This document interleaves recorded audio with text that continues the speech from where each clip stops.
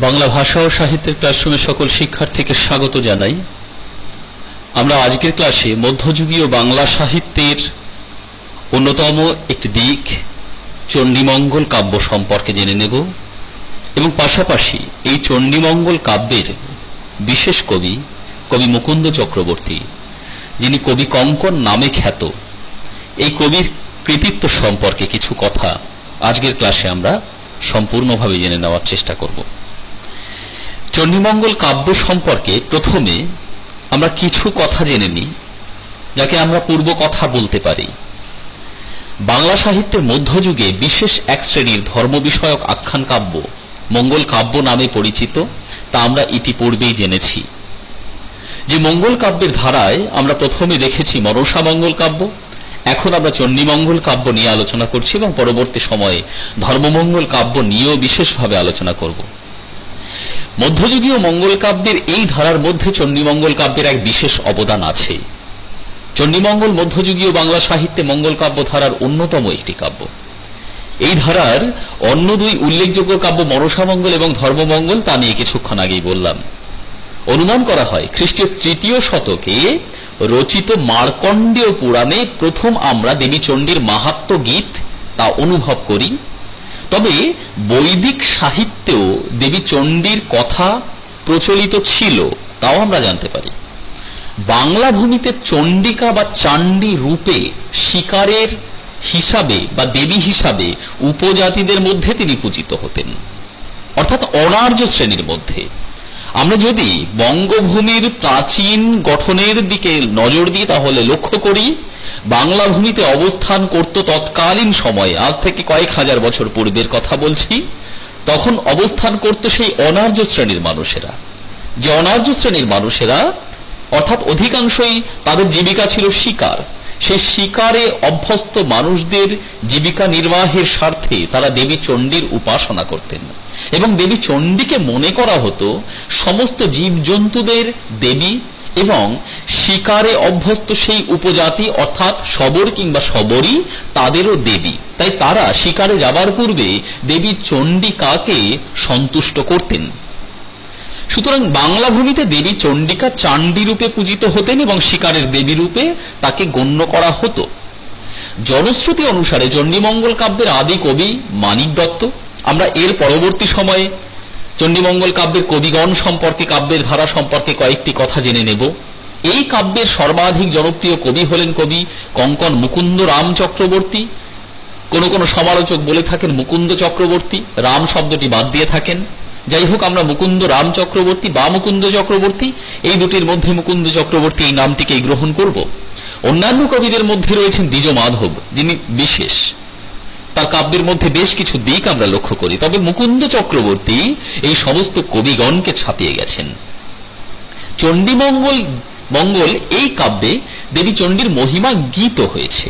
আসলে প্রত্যেক মঙ্গল কাব্যে কোনো না কোনো দেব কিংবা দেবীর মহিমা কীর্তিত হয়েছে, কীর্তন করা হয়েছে। কিন্তু প্রাচীন চণ্ডীমঙ্গলে কবিদের বর্ণনায় অভয়া নাম উল্লিখিত এই দেবী আদিতে পুরাণে বর্ণিত দেবী মহিষাসুর মর্দিনী চণ্ডী ছিলেন না। এই জায়গায় আমাদের বুঝে নিতে হবে চণ্ডী এবং মহিষাসুর মর্দিনী চণ্ডী দুজনের মধ্যে পৃথক রূপ আমরা দেখতে পাই চণ্ডী আদি পুরাণের সমস্ত বর্ণিত কাহিনী অনুসারে। অবশ্য চণ্ডীমঙ্গল রচনায় কয়েক শতাব্দী পূর্বেই তিনি পৌরাণিক চণ্ডীর সঙ্গে এই চণ্ডীকে পৌরাণিক চণ্ডীর সঙ্গে অনেকটা মিলিয়ে দেওয়া হয়েছে তা লক্ষ্য করেছি। তিনি বনদেবী, যা ঋগ্বেদের ১০ম মণ্ডলের অরণ্যানী খণ্ডে অবস্থান করছে। কেমন? আবার এর সঙ্গে আরেকটু সংযোগ করে দিই, ব্রহ্মবৈবর্ত পুরাণে মঙ্গল চণ্ডীর সাক্ষাৎ পাওয়া গিয়েছে। সেক্ষেত্রে সেখানে বলা হচ্ছে মঙ্গলেষু চ যা দক্ষা সা চ মঙ্গল চণ্ডিকা, অর্থাৎ যিনি ভক্তের মঙ্গল সাধনে দক্ষ তিনিই দেবী মঙ্গল চণ্ডিকা। আবার বলি মঙ্গলেষু চ যা দক্ষা সা চ মঙ্গল চণ্ডিকা, অর্থাৎ যিনি মঙ্গল সাধনে দক্ষ তিনিই হলেন দেবী চণ্ডিকা। এটা মঙ্গল চণ্ডীতে বলা হচ্ছে। আর ব্রহ্মবৈবর্ত পুরাণে অর্বাচীন কালে রচিত হলেও দ্বাদশ শতকে এর রূপ বদলাতে শুরু করে। কেমন? পরবর্তী সময় চণ্ডীমঙ্গল কাব্যে, মানে বাংলায় চণ্ডীমঙ্গল কাব্যে ষোড়শ, সপ্তদশ এবং অষ্টাদশ শতাব্দীতে যখন চণ্ডীমঙ্গল কাব্য রচিত হয়, তখন কিন্তু দেবী চণ্ডী অনেকটাই বদলে গেছে। অর্থাৎ সময়ের সঙ্গে তাল মিলিয়ে মিলিয়ে দেবদেবীর পরিবর্তন ঘটে, এটা আমরা জানি। আসলে দেবদেবী সবই তো আমার মনুষ্য সমাজের সৃষ্টি, যে সৃষ্টির পিছনে লুকিয়ে থাকে শুধুমাত্র মনুষ্য শ্রেণীর মঙ্গল কামনা। সেই হেতু তাদেরও বদল ঘটে। চণ্ডীমঙ্গলে কালকেতু আখ্যানে তিনি দ্বিভুজা, লক্ষণীয়।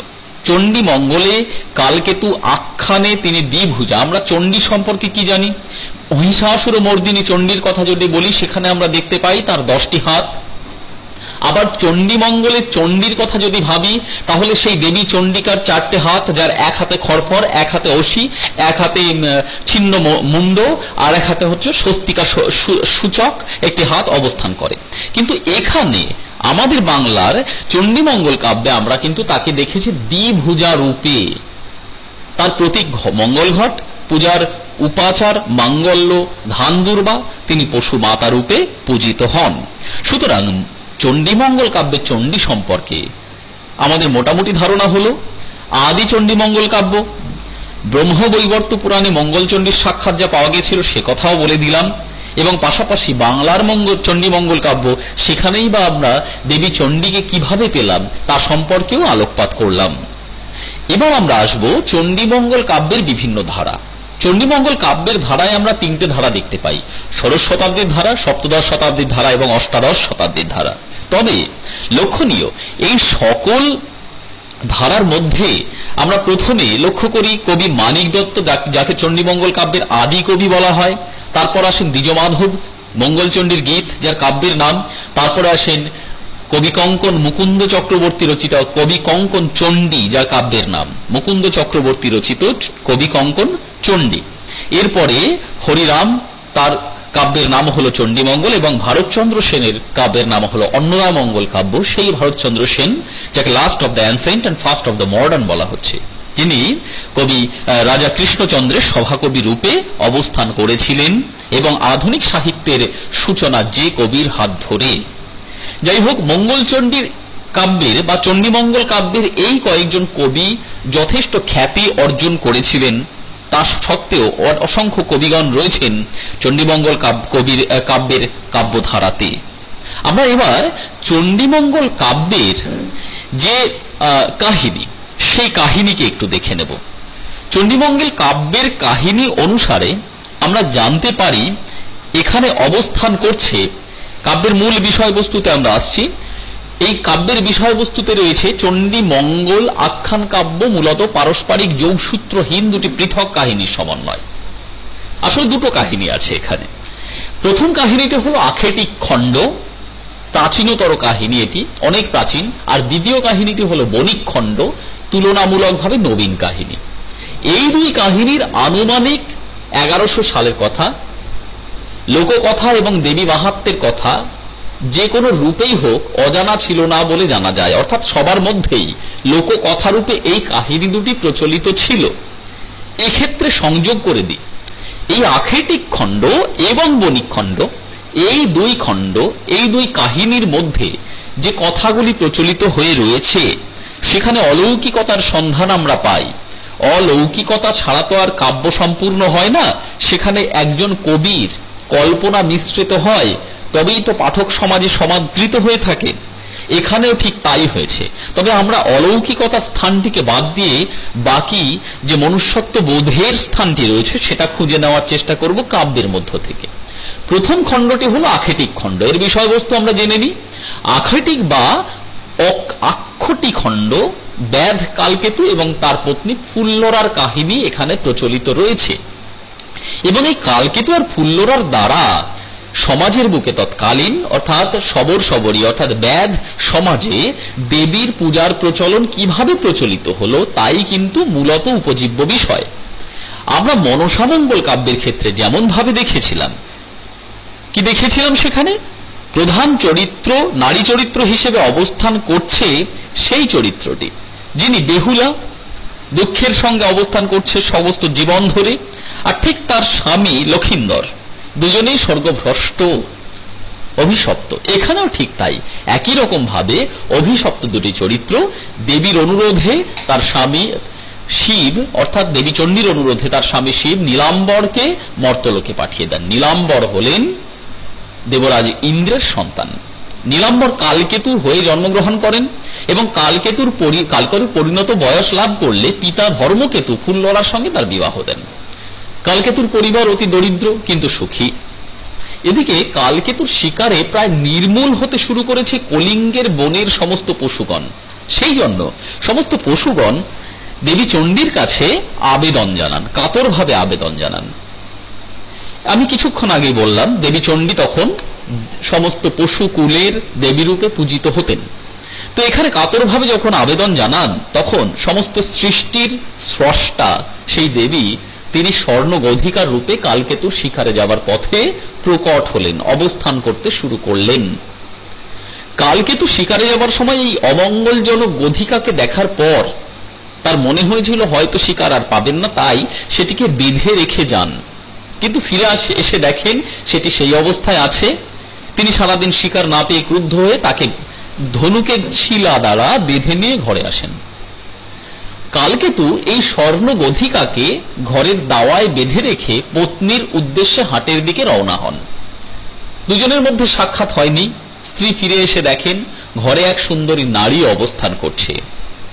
ঘটনাক্রমে এই সুন্দরী নারীকে দেখে ফুল্লরার মনে হয়েছে তার স্বামী হয়তো নতুন কোন নারীকে বিবাহ সূত্রে আবদ্ধ করে ঘরে নিয়ে এসেছেন। তাই আবেদন নিবেদনের মধ্য দিয়ে সেই সুন্দরী নারীকে তার দুঃখের কথা, 12 মাসের দুঃখের কথা বিবৃত করে সেখান থেকে চলে যাওয়ার জন্য অনুরোধ করতে শুরু করেন। কিন্তু দেবী তবুও অটল, তখনও সেই ছদ্মবেশ ধারণ করে আছেন দেবী।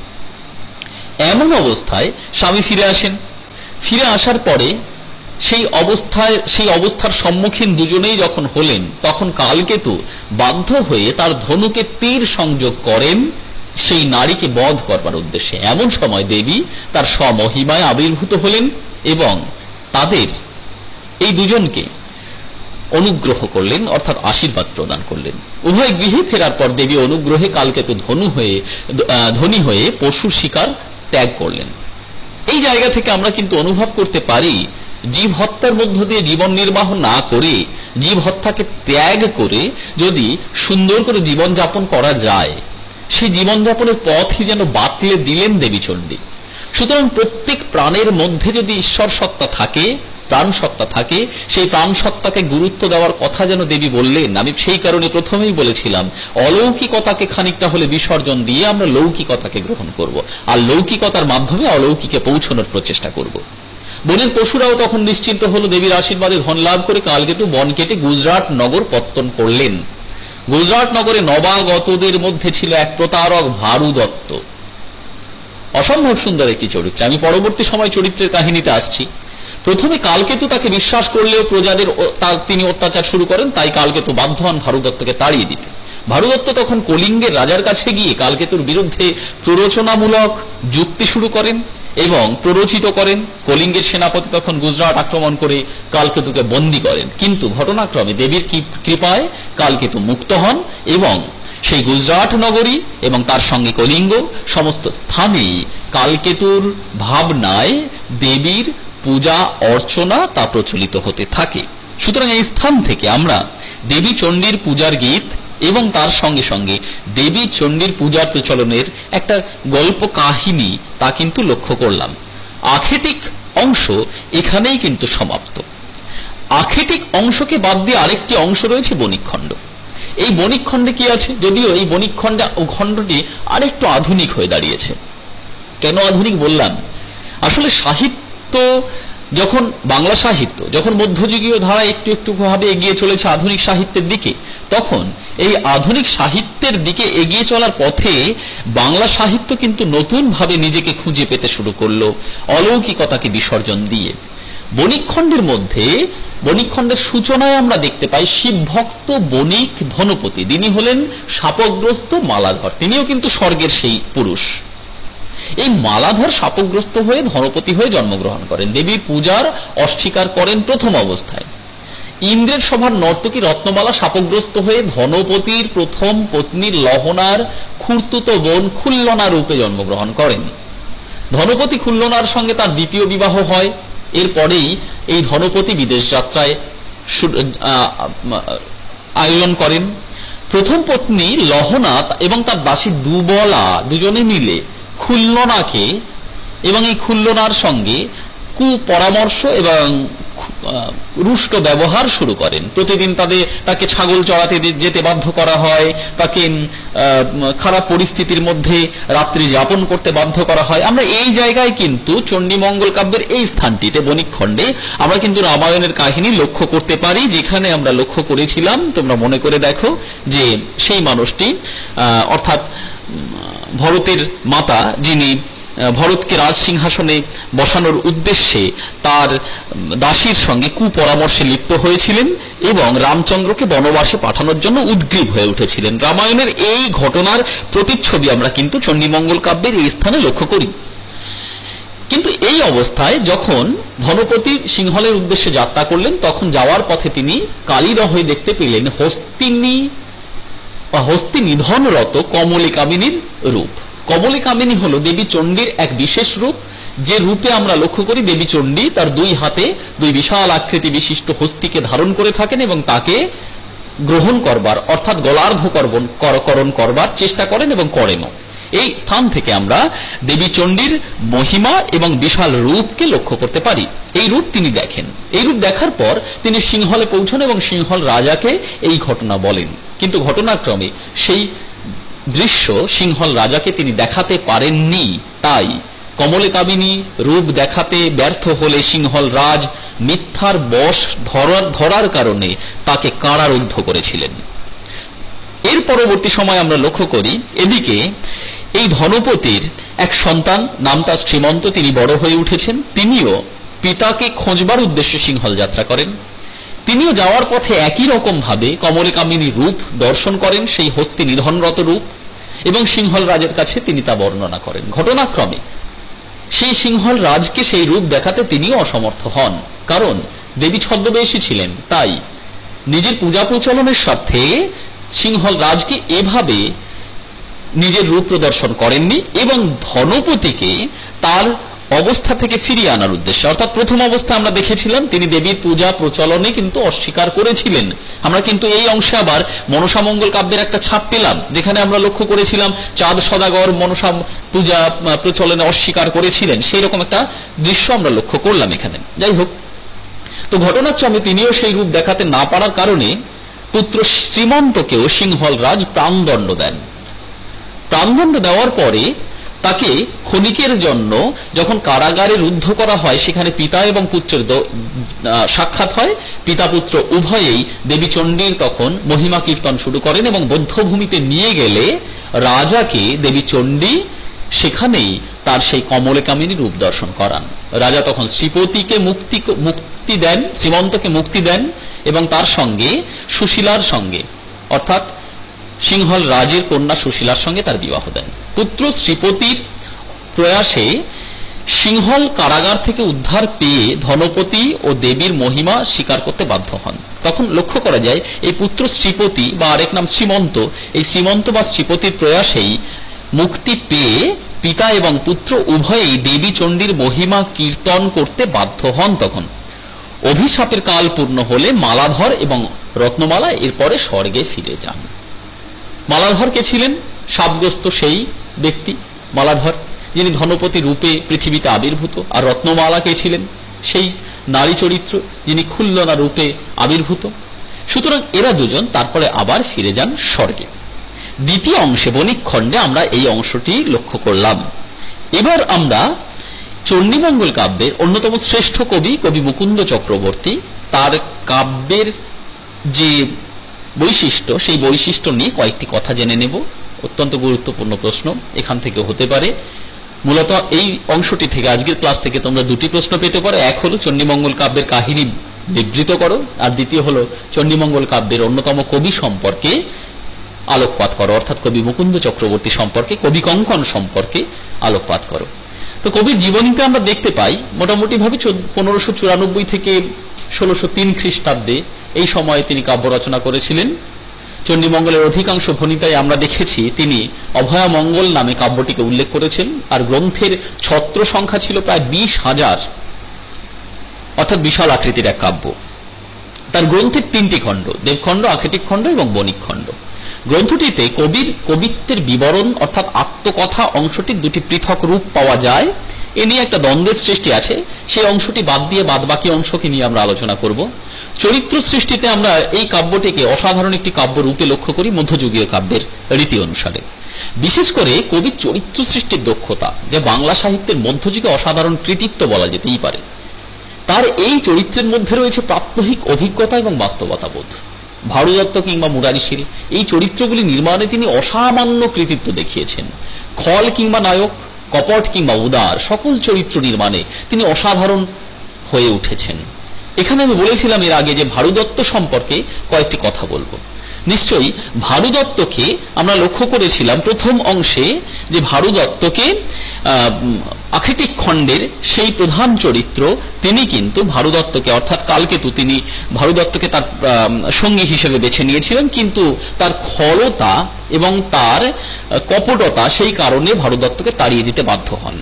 সেই কপট চরিত্রের মধ্যে আমরা একটি ঘটনা মনে করতে পারি। ভারুদত্ত কোনো কালে বাজারে গিয়েছেন এবং তিনি কৃপণ প্রকৃতির, তাই কৃপণ প্রকৃতির হওয়ার কারণে বাজারের সকল মানুষকে ঠকানোই তার উদ্দেশ্য। তাই তিনি কি করেন, মাথায় নিজে তেল মাখেন না, দোকানে গিয়ে কি তেল বলে তেলের যে পাত্র সেই পাত্রের মধ্যে হাত দিয়ে দেন এবং সেই হাতটি তারপর মাথায় মুছে নেন, মাথায় তেল দেওয়ার কাজ হয়ে যায়। এইরকম ভাবে সমগ্র বাজারে সমস্ত মানুষজনকে ঠকানোই ছিল তার উদ্দেশ্য। এই কপটতা এবং খলতা লক্ষ্য করেই কিন্তু ভারুদত্তকে তিনি তার রাজ্য থেকে বিতাড়িত করেছিলেন। এই অংশ থেকে আমরা কি পেতে পারি? একদিকে চরিত্র সৃষ্টি কবির, পাশাপাশি কাব্যের মধ্যে হাস্যরসের আগমন করানো, যে হাস্যরসের আগমনের মধ্য দিয়ে কাব্যের একঘেয়েমিতা দূর হয়। কারণ হাস্যরস ছাড়া কখনোই একটা কাব্য মানুষের মননগ্রাহ্যতা লাভ করতে পারে না। তাই মধ্যযুগীয় কাব্যে অন্য কাব্যগুলিতে আমরা হাস্যরসের প্রাধান্য অত্যন্ত বেশি দেখলেও এই কাব্যের মধ্যে প্রাধান্য অত্যন্ত বেশি নয়, কিন্তু অবস্থান করছে হাস্যরস, এবং সেই হাস্যরসের মধ্যে নির্মলতা লক্ষ্য করি খানিকটা হলেও। এরপরে আমরা আসি ঔপন্যাসিকতা। ঔপন্যাসিকতা মানে কি? যদিও কাব্য, তা সত্ত্বেও কাব্যের মধ্যে আমরা উপন্যাসের গুণ লক্ষ্য করি। চরিত্র নির্মাণের পথ ধরে মধ্যযুগীয় বাংলা সাহিত্যের একমাত্র এই কাব্যই উপন্যাসের রস জীবন্ত হয়ে উঠেছে কাব্যে। নিপুণ পর্যবেক্ষণ, সহৃদয়তা, জীবনে আস্থা, বাস্তবতাবোধ সবই এই কাব্যে যথেষ্ট পরিমাণে বর্তমান রয়েছে, এবং এই সকল গুণই কিন্তু লক্ষণীয়। এই সকল গুণ তোমরা একটি উপন্যাসের মধ্যে দেখতে পারো। যখন তোমরা উপন্যাস পড়বে তখন বুঝতে পারবে, বা ছোট গল্প পড়বে তখন দেখবে নিপুণ পর্যবেক্ষণ ক্ষমতা, সহৃদয়তা, জীবনের প্রতি আস্থা, বাস্তবতা বোধ, চরিত্র নির্মাণ এগুলো যদি না থাকে তাহলে কিন্তু ছোট গল্প বা উপন্যাস রচনা করা যায় না। সুতরাং এখানেও আমরা কিন্তু তার কাব্যের মধ্যে, কাব্য হওয়া সত্ত্বেও উপন্যাসিক গুণ যে রয়েছে সেটা লক্ষ্য করলাম। ঘটনার মধ্যে যে নাটকীয় পট পরিবর্তন, তার এই কাব্যের মধ্যে নাটকীয় পট পরিবর্তন বারবার রয়েছে, তাও কিন্তু তার কবিত্ব শক্তিকেই প্রকাশ করে। যেমন ভাবে আক্ষেটিক খণ্ডের ক্ষেত্রে আমরা দেখেছি যে কালকেতু তিনি শিকার করতে চললেন, পথে দেখা হলো স্বর্ণগধিকার সঙ্গে, ফিরে আসছেন, সারাদিন তিনি শিকার পাননি, কারণ অমঙ্গল সূচক হয়ে থাকে এই স্বর্ণগধিকা, তাই তাকে ছিলায় বেঁধে নিয়ে এলেন। তারপরে হঠাৎ করে সেই ছিলার বেঁধে আনা কালকেতুর সেই স্বর্ণগধিকাটি নারী রূপ ধারণ করল। এই যে বারবার নাটকীয়তার পরিবর্তন, এই নাটকীয়তার পরিবর্তন কিন্তু তার কাব্যটিকে ঔপন্যাসিকতার রূপ দিয়েছে খানিকটা হলেও, অর্থাৎ কনফ্লিক্ট, ক্লাইম্যাক্স বারে বারে ঘটেছে। লোক ব্যবহার, ছেলে ভোলানো, ছেলে খেলা, মেয়েলি ক্রিয়াকাণ্ড, ঘরকন্যার ব্যবস্থা, রান্নাবাড়া, এই সকল কিছু মিলে তার কাব্যের মধ্যে এত সুন্দরভাবে বিস্তৃত বিবরণ, যা আমরা অন্য কাব্যের মধ্যে মধ্যযুগীয় সাহিত্যে তেমন ভাবে পাইনি।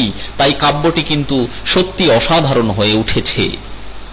বাস্তবভাবে আমরা সমস্ত মঙ্গল কাব্যের, অর্থাৎ মুকুন্দ চক্রবর্তী রচিত চণ্ডীমঙ্গল কাব্যের এই দিকগুলোর মধ্যেও আমরা লক্ষ্য করি বাঙালি জীবনের চিত্র, যা হলো একজন বাঙালি কবি হয়ে যখন কাব্য রচনা করবেন তখন যতই কিনা পৌরাণিক ঘটনাকে অবলম্বন করুক না কেন, তা সত্ত্বেও সেখানে অবস্থান করবে বাঙালি চরিত্রের বুনন। তার কাব্যের মধ্যে আছে সেই বাঙালি চরিত্রের বুনন।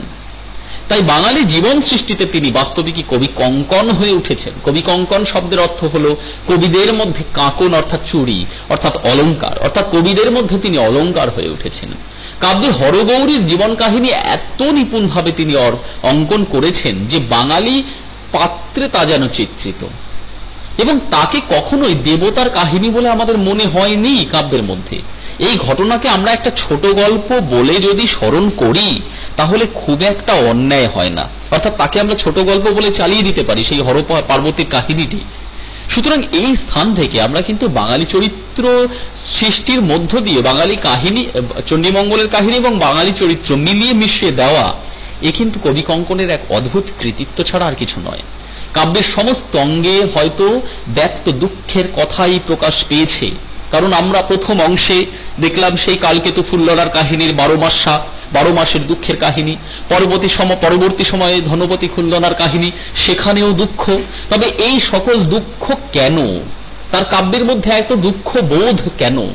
আসলে বাঙালি জীবন দুঃখ আর দারিদ্র্যের মধ্য দিয়েই এগিয়ে চলেছে একটু একটু ভাবে। তাই দুঃখ দারিদ্র নির্ভর বাঙালি জীবনে কাব্যের মধ্যে কি আনন্দ আর ঐশ্বর্য আসবে নাকি? না, কখনোই আসে না। কারণ সমাজ তো সাহিত্যকে প্রভাবিত করে, যেমন ভাবে সাহিত্য সমাজকে প্রভাবিত করে। সুতরাং এখানে সমাজ ব্যবস্থা সাহিত্যকে প্রভাবিত করে গেল। তাই সাহিত্যের মধ্যে বাঙালির দুঃখ দারিদ্র বোধ তা কিন্তু অঙ্কিত হলো। সামগ্রিকভাবে আমরা মধ্যযুগীয় বাংলা সাহিত্যের শাশ্বত জীবন কাহিনীর কাব্য হিসেবে এই কাব্যটিকেই বেছে নেব এবং সর্বোত্তম বলবো, তা নিয়ে দ্বিধার কোনো অবকাশ নেই, অবশ্যই অবকাশ নেই। যেভাবে কথাগুলি বলে দিলাম, যেভাবে এখানে লিখে দিয়েছি, তার সঙ্গে এই কথাগুলি অর্থাৎ বিশ্লেষণের দিকগুলি একটু সংযোগ করো, তাহলে উত্তরটি আরো সুন্দর এবং শাশ্বত হয়ে উঠবে, চণ্ডীমঙ্গল কাব্যের মতোই, এবং অবশ্যই নিজস্বতায় পূর্ণ হবে। চণ্ডীমঙ্গল কাব্যের ক্লাসটি এইভাবে তোমরা দেখে নিয়েছো। আগামী সময়ের জন্য অপেক্ষা করো, যেখানে আমরা ধর্মমঙ্গল কাব্য নিয়ে আলোচনা করব। সকলকে ধন্যবাদ, ক্লাসের সঙ্গে থাকো।